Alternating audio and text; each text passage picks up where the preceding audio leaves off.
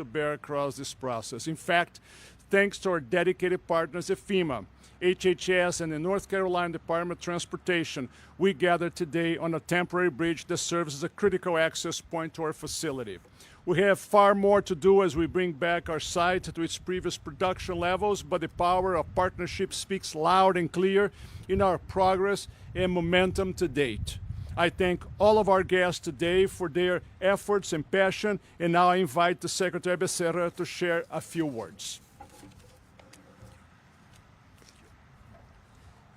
So as I get ready to speak, Mr. Almeida, I think it's nice to take a short pause, because as ordinary and mundane as that might look, to see those trucks rolling out,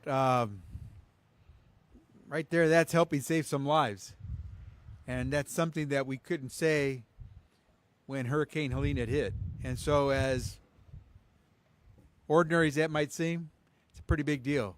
Pretty big deal that they're going over a temporary bridge that was constructed as quickly as possible by Baxter, working with a lot of folks, including FEMA and our folks at HHS, to make it possible.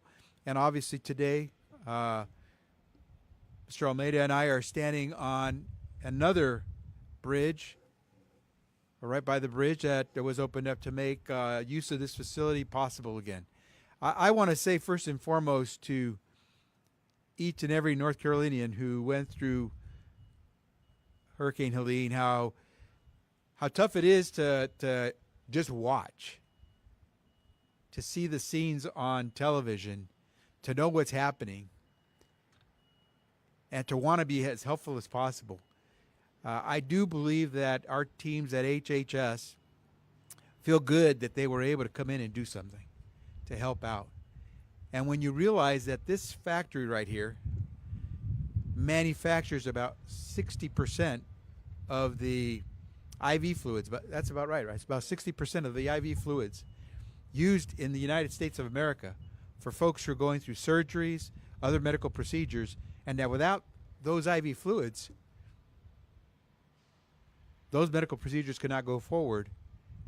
It hits you. It hits you on the impact of Helene. It hits you on how important it is that we all work together. And it hits you how important it is to see those trucks roll. And so I just want to say first and foremost to the team at Baxter, because my understanding was right after Helene hit, you weren't sure how many of your folks were hit as well. How many of your 2,400 folks were okay?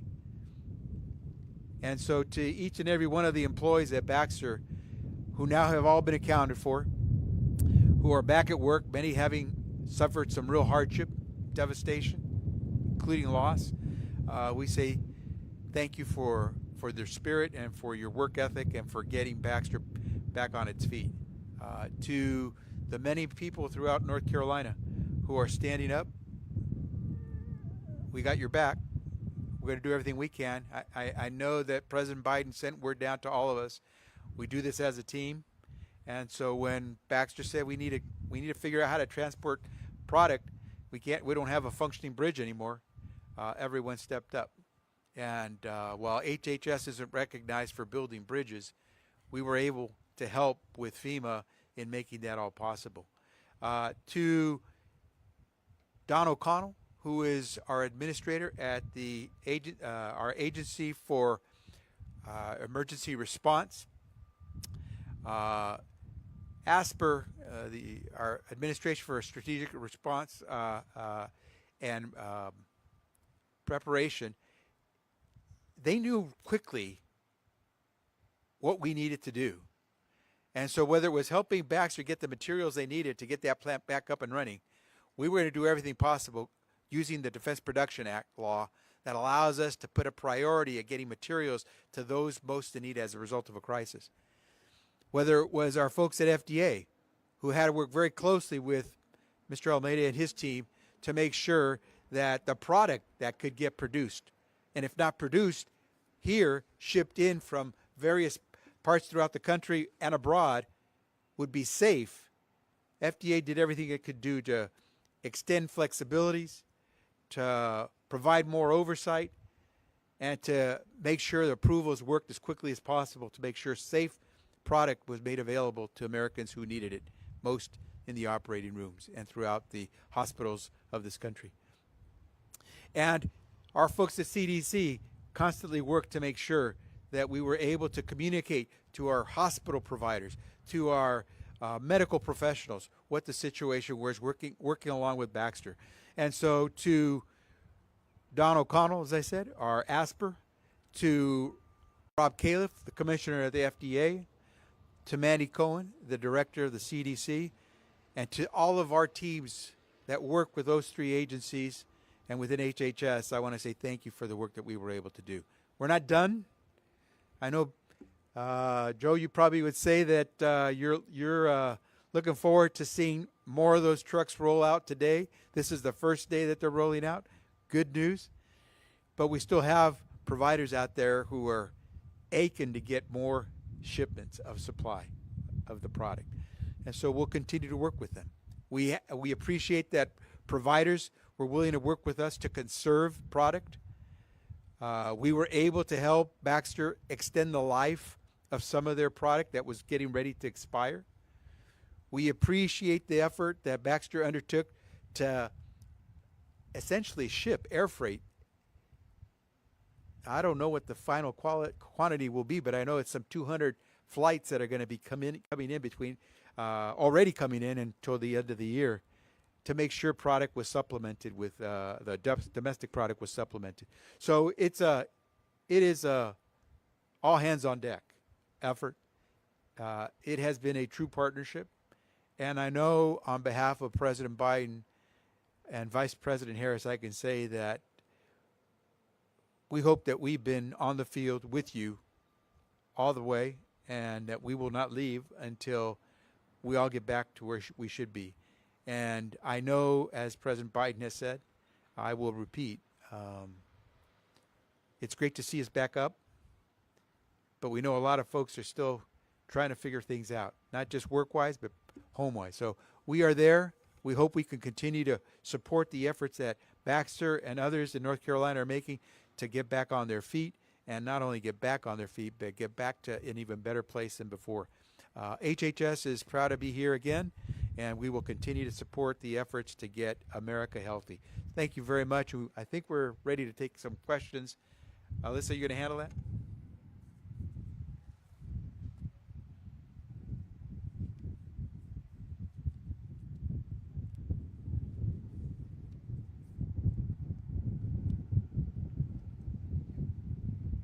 Hi there, Ray Urena with WYFF in Greenville, South Carolina. We are hearing that like you said, these truckloads, they're a good thing, but there's still a vast shortage of intravenous and peritoneal dialysis fluids throughout the country, including back home where I'm from in Florida. They're saying that they have to ration some supplies. How long are hospitals going to be having to do this? And what steps are being taken to make sure that this kind of disaster, though it might be once in a lifetime, doesn't happen again? We'll be ramping up the allocation, which started at 40 and then went to 60% to about 90%. The trucks you just saw, that represents 2 lines of production. That about 50% of the plant and 100% of the plant's output in 1 liter. So we're going to see probably in the next couple of weeks the supply of 1 liter saline to be more normalizing. The plant is going to be up and running at the end of the year, fully operational. So we think this will ameliorate over time. We're doing everything we can. We have protocols, medical protocols, to supply products like we did with children's hospitals across the country. We allocated 100% of production for their need, and we do on a most emergency basis. We sometimes have to accommodate, and we're doing the best we can. We, as Secretary Becerra said, we're flying products from China, Spain, and other places in the world. We have a vast network of plants, and they're already arriving here. The peritoneal dialysis specifically, we had some inventory in the U.S., and we are shipping products from China, which should be arriving or already arrived and will be distributed throughout the network. So the situation will ameliorate throughout the month of December, and we hope in the first quarter we'll be able to get back in full production. Thank you. If I could just add to this, what is really occurring is a reallocation of product. Product isn't being shipped out just as if it were normal. Product is being shipped out to make sure that all providers are receiving product so they can do, especially the most essential of medical procedures.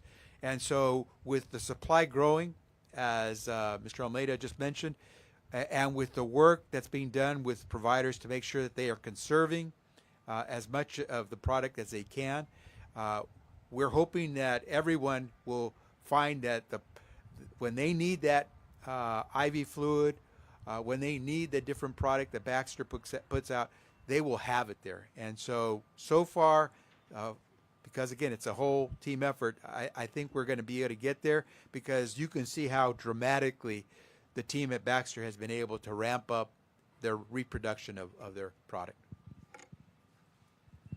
Hi there, Anna Arender with Fox Carolina in Greenville.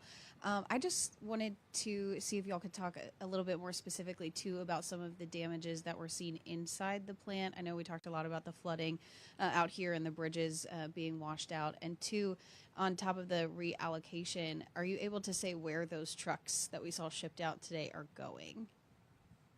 Excuse me. The devastation, you can imagine that the levee is at the very end of the facility on that end. When it got breached, about 4 feet of water entering the plant. When the water recedes, you have a significant amount of mud. So we got at one point in time about 3,000 people. We cleaned this in a way that was done in a very systematic manner. As you know, this is a facility that produces injectable drugs. So you've got IV solutions are injectable drugs. So the amount of cleaning and protocols, we have all things established. And at this moment in time, the south part of the plant is fully operational, and the north side is going to start very soon. And from that, we're going to be able to reestablish production across the plant by the end of December. In terms of your second question, how products get reallocated, these trucks will probably go straight into distribution centers, either directly to our distributors, directly to hospitals. This plant has a distribution center, and about 50% of its production go straight into customers direct.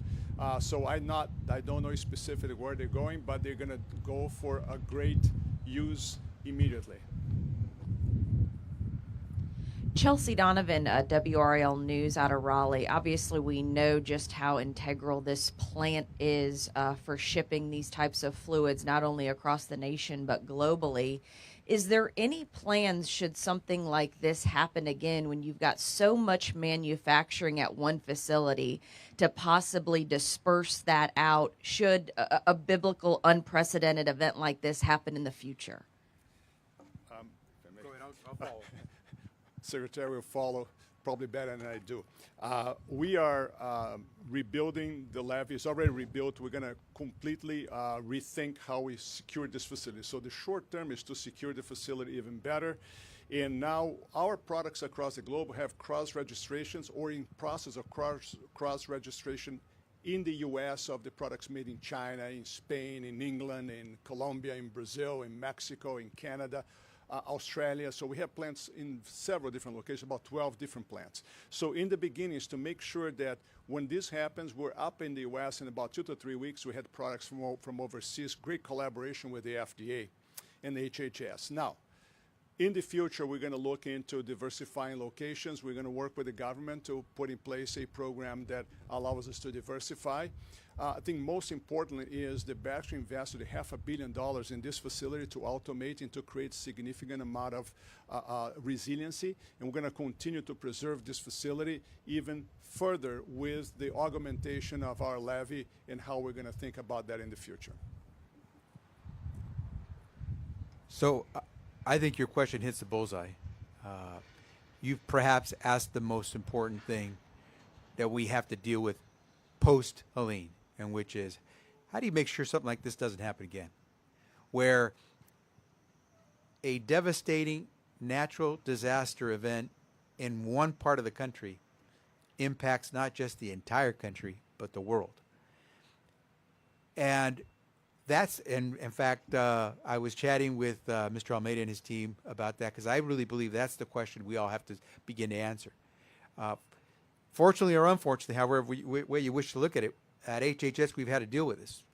Before this, we had to deal with a cyber attack, which caused a company, Change Health, which is owned by United Health, one of the largest companies in the world, health companies in the world, which brought down the entire, virtually the entire system that Change Health had to transact money, to make billing payments, to send out information and data on patients. Because of that attack, doctors, hospitals were not able to get paid for the services they had rendered. We were asked to step in. Just as we came and stepped in here to try to help make this flow faster, I do want to thank the Baxter team. They stepped up when it came time to ship in that product by air, which is tremendously more expensive than other forms of transport. They took care of it. We had to deal with something very similar beyond Change Health on cyber attack with infant formula, when there was a shortage of infant formula, when one of the largest manufacturers of infant formula had to go down. And all of a sudden, there wasn't enough infant formula on the shelves in our grocery stores, and parents were panicking. We had to step in again. You can't just do the things this way. Your question strikes to the heart of what's going on, which I believe is the fact that the way we store and move product around isn't going to work when you have these kinds of disasters. Just-in-time inventory management, which means that you try to stock only what you need for your existing needs and not much more, because you don't want to have to pay to store that stuff, doesn't help you if all of a sudden you can't just bring in the stuff when you need it. And that's a question that the healthcare sector is going to have to talk about, because healthcare is not a commodity. And when you need healthcare, you need it now. It's not a widget. It could be life-saving. And so what these events should teach us is that we have to all work together to make sure that as efficiently and as cost-effectively as we can, we have the services and products, medical products available for Americans, so that no one goes without when it's their time for need. And Helene taught us a lot of lessons. I hope everyone's listening and that they've heard that question that you've asked, because we have to answer that. Hi, Madison Smith, WLOS in Asheville, North Carolina. I was wondering, can you talk about how severe the backlog of product was, and how long will it take for hospitals across the nation to fully recoup from this?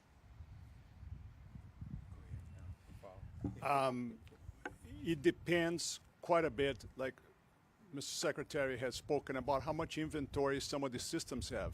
Some systems have 6 weeks worth of inventory, some had a matter of 2 or 3 days.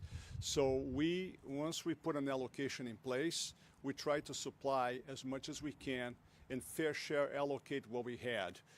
That as we start rescuing the products that are in the distribution center, once we were able to build the temporary bridge behind us, we're able to exit the product and start supplying more. That's why we elevated the 40% to 60 to 70, and now we're going to elevate again, because now we have production coming out of the plant.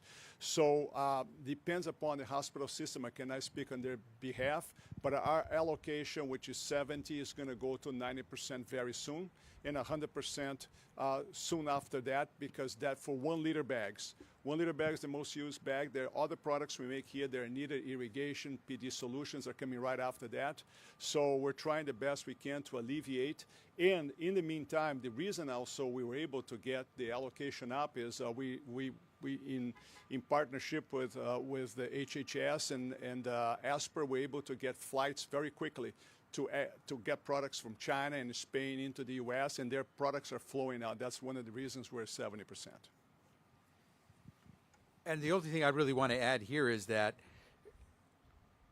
product is out there and product is being used. It's whether we're doing it as efficiently and in a coordinated fashion as we must. Because when all of a sudden 60% of the product is no longer being manufactured from one day to the next, you got to be prepared. And the folks that suffer the most are folks who live in rural communities, because rural hospitals, rural providers are the least equipped to deal with these types of stoppages of product flow, because for them, every day it's, can you make ends meet? Will you meet your margin? And we have to make it so that the healthcare sector, the big hospitals, the big networks, are working far more closely with not just the sector, but with all of us, the federal government, the manufacturers, so that we never have this situation occur where we have too many facilities that have too little supply.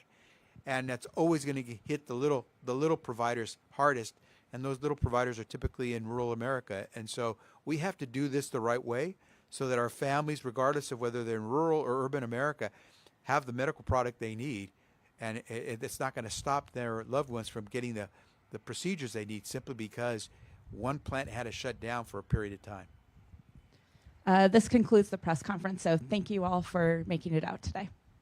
Thank you. Thanks very much.